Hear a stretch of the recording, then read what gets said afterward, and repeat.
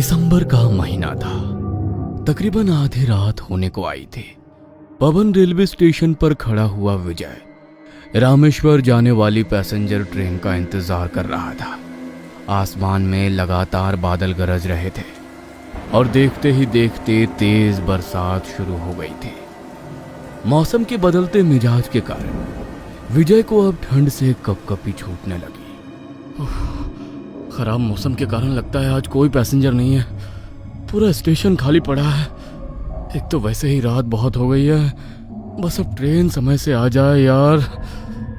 अचानक प्लेटफॉर्म की बिजली कट हो जाती है और चारों ओर घना अंधेरा छा जाता है। मौसम लगातार बिगड़ता जा रहा था और बिना बिजली के अब स्टेशन पर खड़ा होना विजय को बहुत कठिन लग रहा था। अचानक ही ट्रेन की हॉर्न की आवाज सुनाई देती है और वहां एक ट्रेन आकर रुक जाती है। क्योंकि प्लेटफॉर्म पर कोई और पैसेंजर नहीं था, इसीलिए विजय जल्दी से ट्रेन में चढ़ जाता है। ट्रेन का डब्बा पूरी तरह से खाली था। सभी सीटें खाली पड़ी हुई थी, इसलिए सीट पर बैठने के बाद विजय अपनी आंखें बंद कर लेता है और उसी के साथ ट्रेन चल पड़ती है। थकान के कारण विजय को हल्की झपकी आ गई थी। कुछ देर बाद विजय को महसूस होता है उसके चेहरे के ऊपर पानी की बूंदें गिर रही है। वो चौंक कर आंखें खोलता है। विजय ने नजर घुमाकर चारों ओर देखा।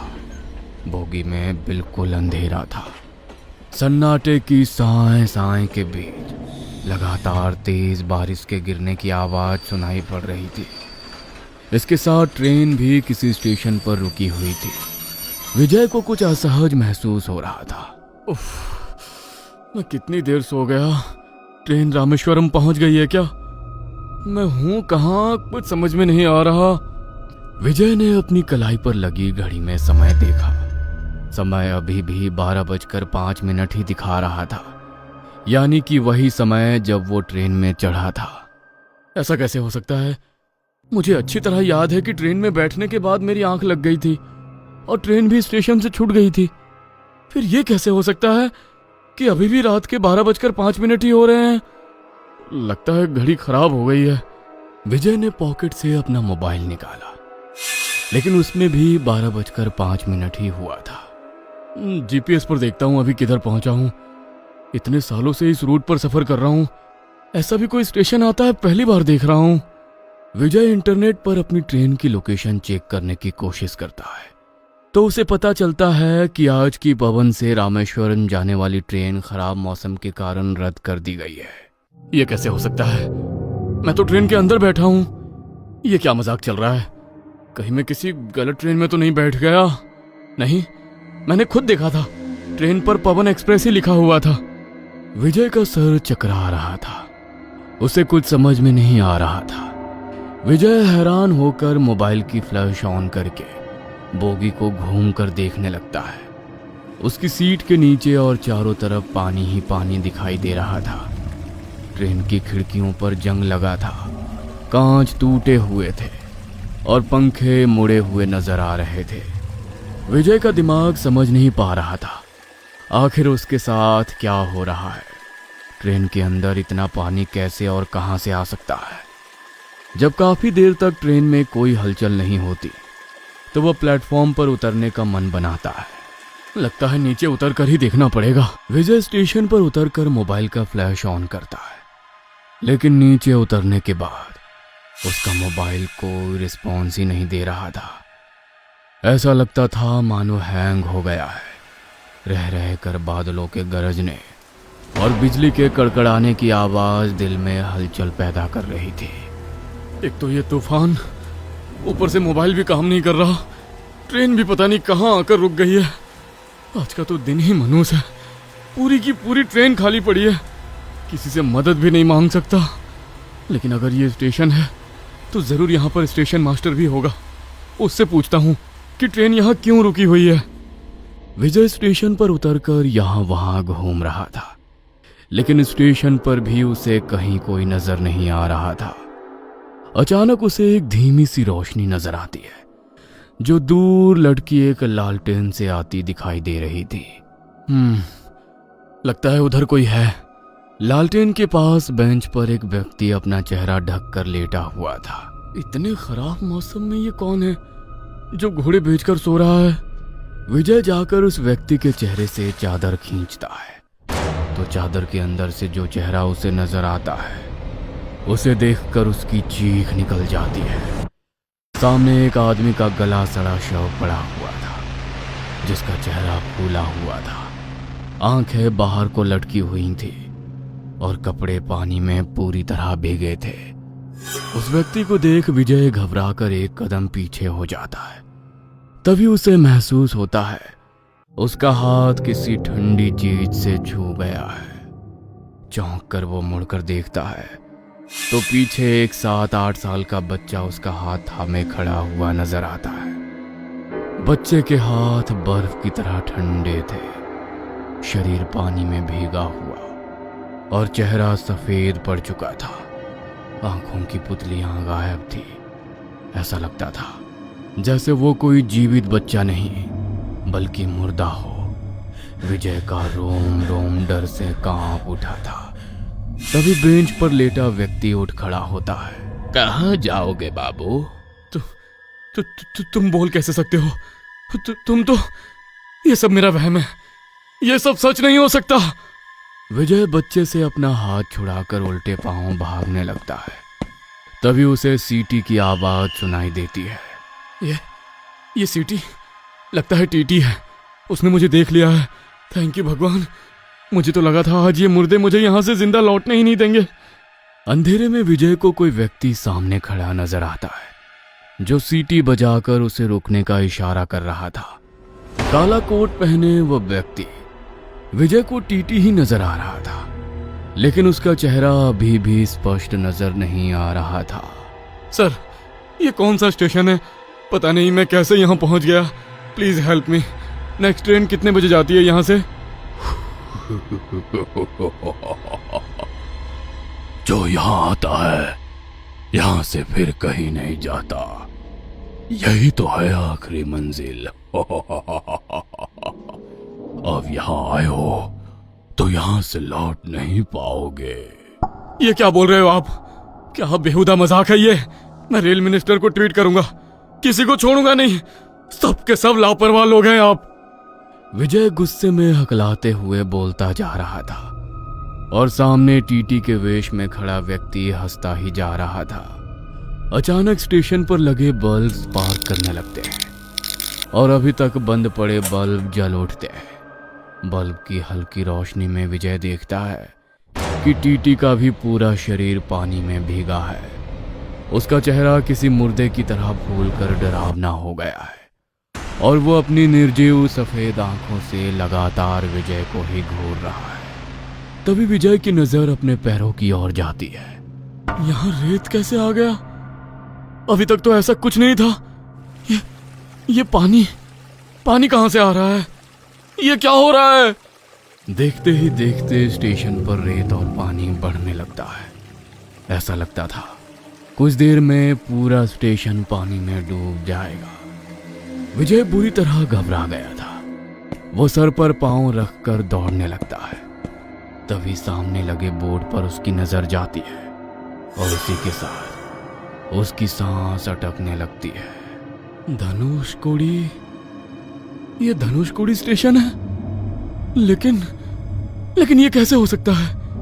ये स्टेशन तो 50 साल पहले समुद्र में समा गया था। उसके बाद से इस रेलवे लाइन पर कभी कोई ट्रेन नहीं आई। ये सच नहीं हो सकता। ये सब मेरे दिमाग का वहम है। मैं शायद कोई बुरा सपना देख रहा हूं। यह सच नहीं हो सकता। तभी विजय की नजर सामने से आती पानी पर जाती है जो तेजी से उसकी ओर ही बढ़ रहा था। विजय को कोई रास्ता नहीं सूझ रहा था। तभी प्लेटफॉर्म पर खड़ी हुई उसकी ट्रेन हॉर्न देती है। लगता है ट्रेन छूटने वाली है। विजय दौड़ते हुए वापस ट्रेन में चढ़ जाता है और उसी के साथ ट्रेन रफ्तार पकड़ लेती है। ट्रेन में बैठने के बाद विजय देखता है कि इस बार ट्रेन खाली नहीं है बल्कि ट्रेन में काफी लोग सवार हैं। एक औरत गोद में बच्चा लेकर उसे सुला रही है। एक आदमी सीट पर बैठा झपकी ले रहा है। विजय भी जाकर सीट पर बैठ जाता है और जोर जोर से सांस लेने लगता है। डर और घबराहट के कारण अचानक उसको चक्कर आता है और वो अपने होश खो बैठता है। अगली सुबह उसकी नींद लहरों की आवाज से खुलती है। आंख खोलकर वो खुद को रामेश्वरम में समंदर के किनारे पाता है। सूरज उग चुका था। सब कुछ बिल्कुल नॉर्मल लग रहा था। लोग आ जा रहे थे, मछुआरे जाल डाल रहे थे। सब बिल्कुल ऐसा था जैसे कभी कुछ हुआ ही ना हो। मैं बच गया। विजय ने उलट पलट कर अपने हाथ देखे। सब ठीक था, कोई चोट नहीं, कहीं कोई जख्म नहीं। शायद वो सब एक बुरा सपना था। हाँ, बुरा सपना ही था। लेकिन मैं यहाँ बीच पर, तभी उसकी नजर दूर खड़े एक पुरानी ट्रेन के डब्बे पर पड़ी। विजय उसकी तरफ बढ़ने लगा। ट्रेन के दरवाजे पर पहुंचते ही उसका दिल तेजी से धड़कने लगा। अंदर वही सन्नाटा, वही जंग लगी सीटें, वही टूटे कांच, और फिर उसकी नजर एक सीट पर पड़ी। वही सीट जहां कल रात विजय बैठा था। वहां एक लड़के की लाश पड़ी थी। बाल चेहरे पर बिखरे हुए, कपड़े गीले, चेहरा आधा सड़ा हुआ, आंखें बाहर। विजय धीरे धीरे आगे बढ़ा और जैसे ही उसने नजदीक से वो चेहरा देखा, उसकी चीख निकल गई। वो लाश कोई और नहीं, खुद विजय ही था। उसका दिमाग सुन्न पड़ गया। नहीं, यह मैं नहीं हो सकता। मैं तो यहां जीवित हूं। ये लाश किसी और की है। पता नहीं ये क्या हो रहा है मेरे साथ। अचानक विजय का पैर किसी से टकराता है। विजय ध्यान से देखता है। वो कल रात को बच्चे को सुला रही औरत की सड़ी गली लाश थी। उसके ही पास उसका बच्चा भी था। वो सभी लोग जो कल रात उसे ट्रेन में दिखाई दिए थे, सभी की सड़ी गली लाश ट्रेन के डब्बे में पड़ी नजर आ रही थी।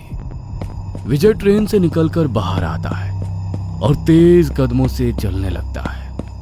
तभी उसे अपने पीछे से एक आवाज सुनाई देती है। उस रात ट्रेन धनुषकोडी के स्टेशन पर पहुंचने ही वाली थी। अचानक आए तूफान से समंदर में ऊंची ऊंची लहरें उठने लगी। इससे पहले कि कुछ कर पाते, पूरी की पूरी ट्रेन समंदर में समा गई। जो भी इस ट्रेन में बैठा था कभी वापस नहीं लौट सका।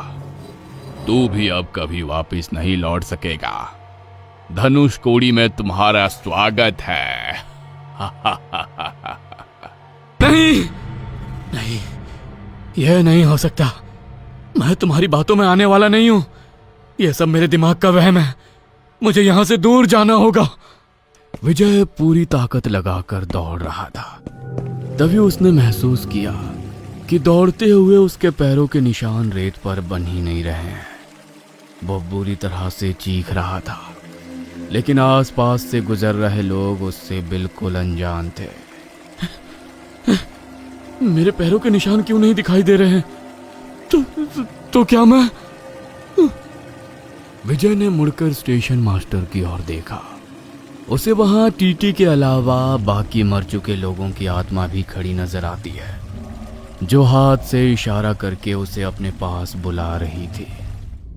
अगले ही पल वो खुद को फिर से धनुषकोडी रेलवे स्टेशन पर पाता है, जहां प्लेटफॉर्म पर ट्रेन खड़ी हुई थी। स्टेशन पर अंधेरा था और आसमान में कड़कती बिजली के साथ जोरदार बारिश हो रही थी। विजय की आत्मा बाकी लोगों की तरह हमेशा के लिए इस स्टेशन पर फंस कर रह गई थी, जो आज भी इंतजार कर रहे हैं कि इस स्टेशन पर कोई ट्रेन आए और उन्हें इस तूफान से बचाकर वहां से निकाल ले जाए। साल 1956 में धनुषकोडी में पूरी ट्रेन तूफान के कारण समुद्र में डूब गई थी। धनुषकोडी शहर वीरान होकर समुद्र में लीन हो गया था और तब से लेकर आज तक वो रेलवे स्टेशन खंडहर बना अपनी तबाही की कहानी खुद में समेटे खड़ा है। उस रात मरने वालों की आत्मा आज भी वहीं कैद है। तभी तो धनुषकोडी को घोस्ट सिटी कहा जाता है। अगर आप कभी रामेश्वरम जाए तो भूल कर भी रात के समय धनुषकोडी में ना रुके। आज की यह कहानी आपको कैसी लगी कमेंट में जरूर बताएं।